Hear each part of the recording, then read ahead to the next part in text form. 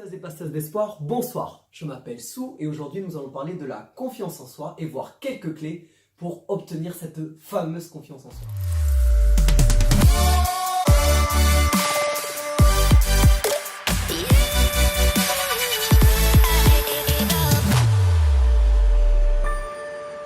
Bonjour les amis, comme vous pouvez le voir, j'ai déménagé, je suis dans un nouveau studio de tournage, je vais être là. Maintenant, désormais pour toutes les vidéos, je suis à l'espace Coworking Acacia, c'est un lieu qui mélange les affaires, le street art. Vous allez avoir toutes les infos dans la description de la vidéo de cet espace de coworking où il y a des événements artistiques toutes les semaines et évidemment sur Diane Delarocque, l'artiste qui a peint ce tableau. Vous allez voir, à chaque tournage, il y aura des nouveaux tableaux en décor. Alors la confiance, qu'est-ce que c'est? C'est pouvoir se fier à quelqu'un, à sa valeur ou à ses valeurs. Et la confiance en soi, c'est le fait de se fier à soi-même. Comme on peut le voir, on a cette notion de valeur qui est importante. Et donc j'aimerais commencer cette vidéo avec la métaphore du billet de 50 €. Il va me falloir un billet. Donc voilà, si je prends un billet de 50 €, on connaît tous sa valeur, hein, elle est écrite dessus, c'est 50 €. Si je prends ce billet, que je le froisse, que je le plie, que je le jette par terre, je récupère ce billet,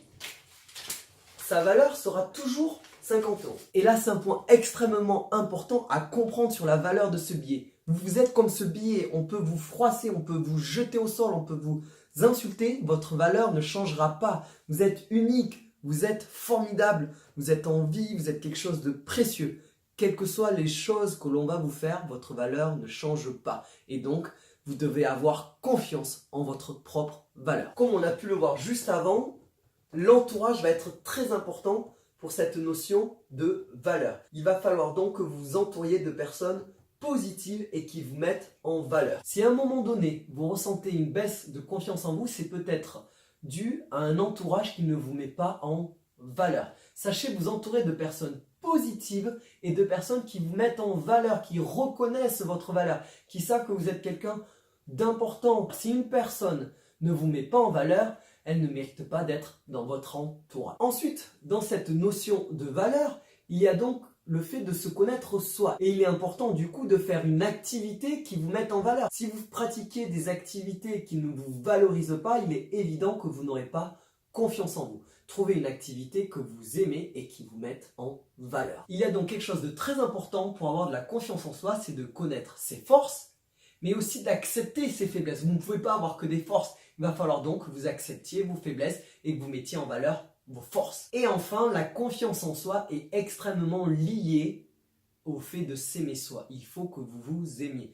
Et c'est un cercle vertueux. Si vous vous aimez, les gens vont vous aimer. Si vous avez confiance en vous, les gens vont avoir confiance en vous. Cet amour et cette confiance va grandir de manière vertueuse. Nous allons voir tout de suite quelques clés pour déjà donner une apparence de confiance en soi. Il y a 3 traits physiques sur lesquels on peut jouer pour donner déjà l'apparence d'une confiance en soi, qui, on l'a vu, est un cercle vertueux. Si les gens qui vous entourent voient que vous avez confiance en vous, vous allez avoir confiance en vous et ça va grandir. Le premier point, c'est le regard. Le regard est extrêmement important dans les relations et dans le fait d'avoir confiance en soi.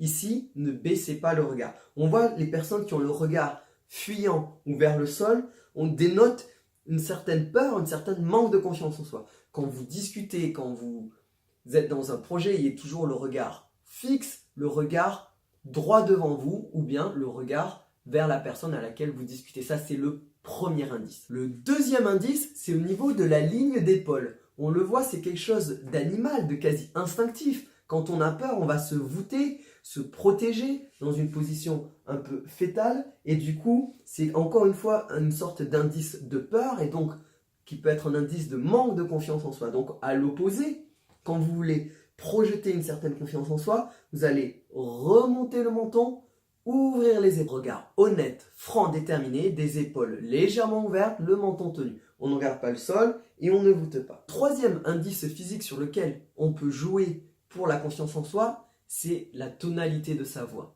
Effectivement, si quelqu'un vous parle, regard fuyant, épaules voûtées et qui chuchote « Oui, je voudrais ça », là vous allez dire j'entends pas ce que tu dis. Quand vous voulez discuter avec les gens ou que vous voulez présenter un projet de manière professionnelle, il faut que votre voix soit posée et qu'elle s'affirme. Vous n'êtes pas obligé de criez. Ah! Vous parlez de manière calme, posée, affirmée. Le regard franc, déterminé et les épaules ouvertes, menton. Donc voilà, c'est 3 indices. Le regard, la ligne d'épaule bien tenue et la voix posée. Et enfin, pour conclure cette vidéo, nous allons voir quelques indices qui font que vous avez confiance en vous. Déjà, il faut parler de manière positive, des affirmations.